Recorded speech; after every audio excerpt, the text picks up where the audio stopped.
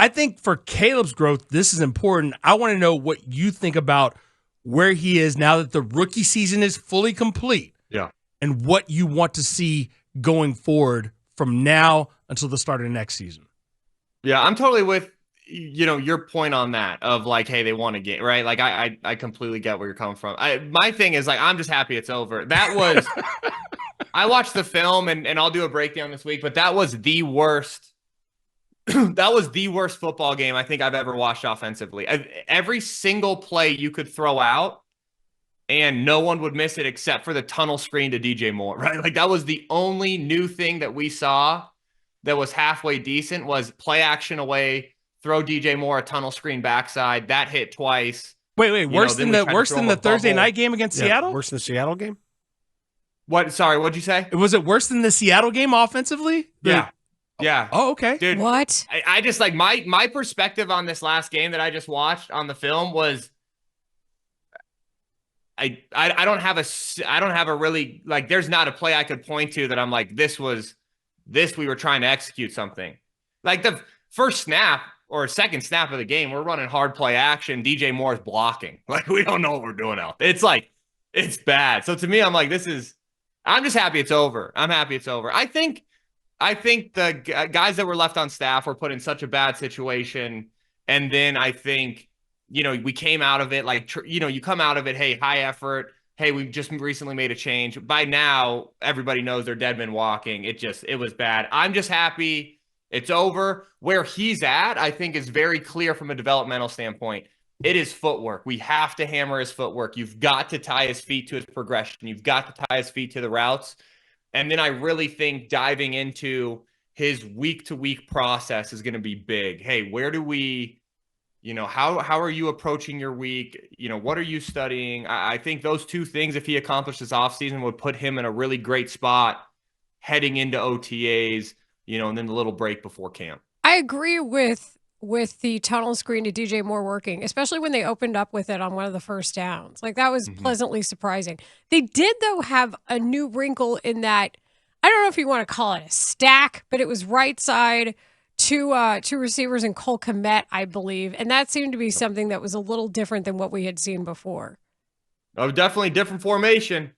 Definitely different formation. The concept was just, the best concept that I saw was Cole Kmet finally ran a stick route. It took us 17 weeks to send one of the better tight ends at running that route on that route. Like it was just, I don't know. It was, I don't want to say disappointing because I just think it was like kind of a good little culmination of the season. Is the worst offensive creativity that I think we've seen the whole season led to us finally winning a game, which is just hilarious from my perspective, right? Like it was the most miserable game for me to break down.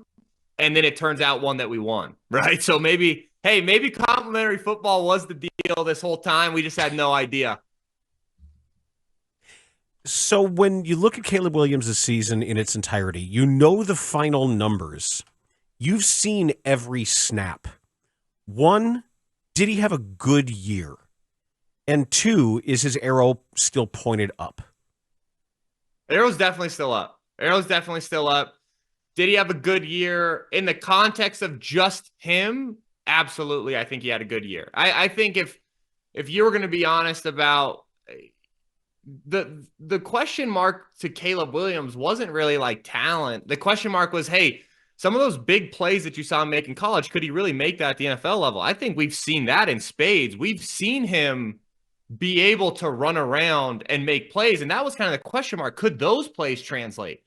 Now what we need to do is we just need to work on the boring stuff. And by all accounts of who Caleb is and who he's been in the offseason when he was in college and, hopefully who he is in the pros, I don't have any worry about that. I think he's just got to put his head down and work at it. So to me, it's like, I think absolutely he had a good year. He proved that, hey, the things that we were worried about translating can actually translate. It's all the boring stuff that now we got to figure out, which, it's an interesting situation because I think these guys, very rarely you're not usually coaching the boring stuff. You're usually decent at the boring stuff. And hey, we got to get a little bit better at improv, or we got to get a little bit better at getting to our second or third progression.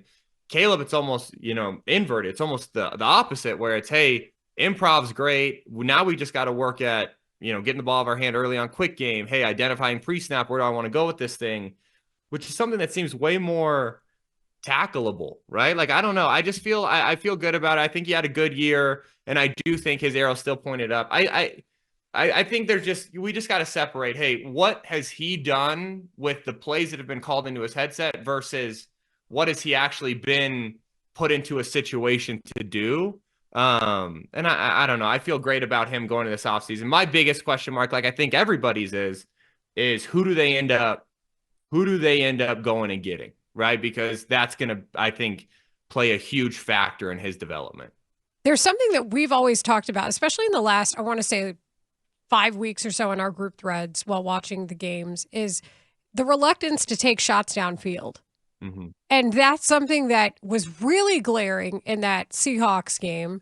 But it's a pattern that's emerged, and we've talked about whether or not he's afraid to throw an interception. But to me, at some point, that has to be figured out as well. I don't know if that's a hold on to the ball thing. Like you said, there's a pre-snap issue there, I'm sure, when it comes to timing and when your head is supposed to be up. If you get the pass from under center, that game that we saw on Sunday was a good example of what happens when it's cold.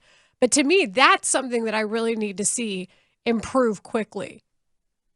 I totally agree. And that's where, like, for me, the frustration or the reason I think for the answer of, hey, I think he had a good year, as Arrow still pointed up, is because, I'd love to, like, I can't even remember a clip from this last Sunday where you saw a receiver who's actually in the progression running a deep route. Like, that's what was so disheartening about this game is, don't get me wrong, there were plenty of verticals that, like, the receivers were out there running go routes, but it's like on the read sheet, do not throw to this guy, right? He's running for the love of the game. It's not a real route. So, like, I can't recall a single ball that it's like this was designed to get pushed down the field. You could maybe argue the out and up that he fit into Keenan Allen in the cover 2 hole shot, right? You could maybe argue that one. Hey, we're designing a shot.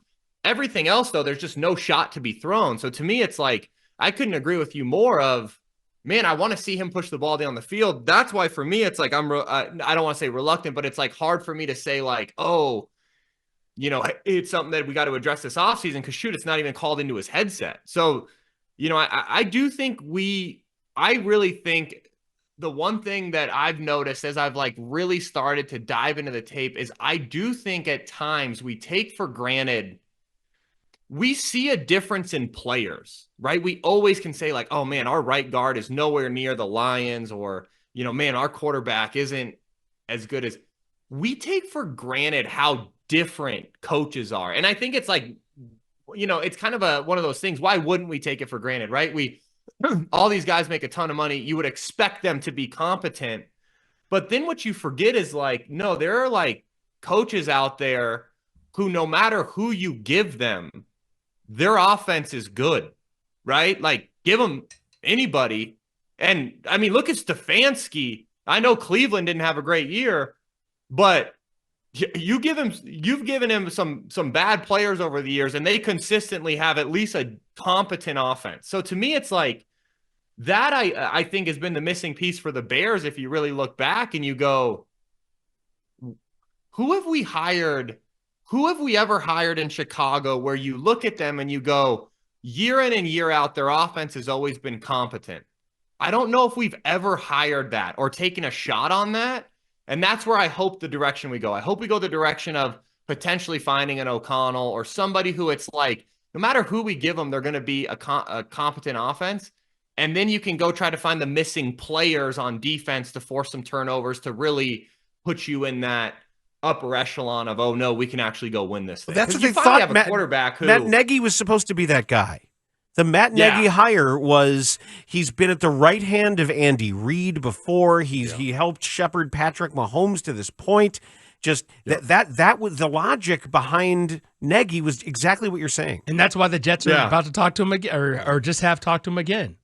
You're dead on. And he didn't hit, right? He didn't hit. He's the one that doesn't hit. And then I think he's the one that then burns you to the point that then you're reloading complimentary football, right? I think that's the ebbs and flows of most organizations is you swing one way, you miss, And instead of going like, hey, we missed on this guy, and it was actually a good process that got us here, you go, process must have been bad. We're going the other way, which I would argue leaves us in almost a worse spot. It's hard for me because I think a process can lead you to a certain hire, and then you just got to stick to your guns. If that hire was incorrect, but I feel great about what got us there, you've got to follow the process. You can't just 180 it to 180 it, which, they might be sitting in the building arguing, hey, that's why we're going to go with Mike McCarthy, right? Because we felt like the process was good. I just with a young quarterback, I think, man, we've got a very rare opportunity in the NFL, which is you've got a talented young quarterback. Let's get him with a talented coach. No, I think, Tim, who we think is an offensive-minded, talented coach. Tim, I think you're spot on with what's going on there now. From what we've heard today from the press conference today, they believe in their process. They just got the wrong guy. They're going to run it back and find a better guy. And they say they have, quote unquote, learned from their mistakes. But we, of course, don't get to see evidence of that until next season. And I'll keep going back to this every single time we talk until this is solved. My biggest issue is if what was said about Waldron and his reads and progressions is true, no one who was part of his hiring process can ever be considered for a National Football League position again. Ooh. Like, if you know you're taking a quarterback with the first overall pick and you hire someone who does not have hard rules on how you read plays, it is the perfect way to set up what we saw from Caleb in his rookie year, which is we saw him as a playmaker. We didn't see him executing the simple things. Like, if that's true, and again, we can't know because you're on the outside looking in. Hey, how was the read sheet presented? Like, there's so many different things. But if you're not competent enough to ask those questions in the interview process, how in the world would you expect to find the next offensive genius, right? The next guy who's going to go be a great offensive coach if you don't even know the questions to ask, and or you're not, I guess, humble enough to bring in resources to help you. Hey, here are the questions we need to ask when it comes to building a playbook for a rookie quarterback. And like, don't act like, to me, it's like, they have resources to go and ask people, hey, what do you think we need to make sure we're prioritizing when we're interviewing this offensive guy? So to me, it's like, that's still my worry, that it's just like, I don't know how I'm going to shake that until you see and hear reports of, what's going on during their install, the OTAs and training camp. Well, and what that does is it essentially takes responsibility off of the coach. That's what I don't like about it is, first of all, you're instilling bad habits in your young quarterback because they're trying to survive, not do the best job for a quarterback. They're developing their own habits, which could be dysfunctional per offense 301 or something if you're lucky enough to get there. And then the other part is your coach isn't taking any responsibility then for the decisions that are made on the field. And that's what bothers me. And I don't know. To me, when it comes to Kevin O'Connell, I love what he's done, but he's also been very respectful to the talent he has. Figure out the best way to get Justin Jefferson as many yards as possible. Figure out the best way to establish your running game. Those are the basics to me. And you don't even hear Bears coaches talk about establishing the running game. That was a big red flag for me. Yeah, you're dead. You're dead on about the Justin Jefferson thing. How long did it take us to see, like, and I get it. He fumbled at the end of the game, right? And almost cost him. But it's like, how many touches would you guys say DJ Moore needs to have? Like, and then how many touches were scripted in early in the season to him? Like, he's our best football player, in my opinion, after the catch, right? Like, and it took us until week 18, our 17th game, for us to throw tunnel screen to him. So to me, it's like, I don't know. I think that's where it's just what worries me is, like, there's certain questions you need to articulate in an interview to even know if the person you're hiring is on that same page. And I really think that, like, we take for granted how close knit the NFL coaching community is and how unwilling people are to take shots on unconventional coaches, which then leads us to this cycle of mediocrity at a lot of franchises and then a few guys who obviously do a great job and they stay at their franchise because why would you ever leave? And then we just recycle people that won't make us look awful. Like, you know, you almost wonder how many decisions get made at the higher levels, the GM level, the ownership level of like, hey, what will help me keep my job? What can I point to and say, no, this was a reasonable hire. I need to keep my job. This guy wasn't good. Like you almost feel like there's so much just like survivor mentality versus like, hey, you know, let's take a shot here. Because I guess it makes sense. If I hire Mike McCarthy sucks and I get fired with him, no one blames me. I can go get another job. If I go hire Joe Schmo from some college, but I think, man, we're running some crazy good offensive stuff and it's a dumpster fire, I'll never get hired again. So I guess to me, it kind of makes a little bit of sense. It's hard because I want to go win a championship. I don't want to just like, hey, we were decently competitive, but at the end of the day, we knew we could never actually go win it. Like that's just unappealing to me.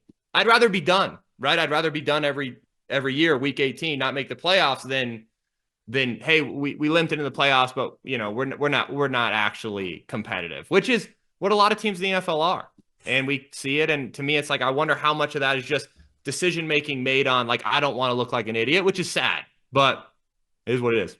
Tim Jenkins, thanks for everything this year. We would look forward to doing it again next year. We always appreciate your insight, the time that you've lent to the show, and I'm sure you have read on Twitter how the listener to this show have really come to enjoy the work and look forward to your breakdowns every week and learn about football from them. I appreciate y'all. I'll never forget my first time popping on here. You know, it was a blast, and we'll keep doing it. So thank you so much. Please stop watching Bears football. Yes, now. and take a break. For yourself.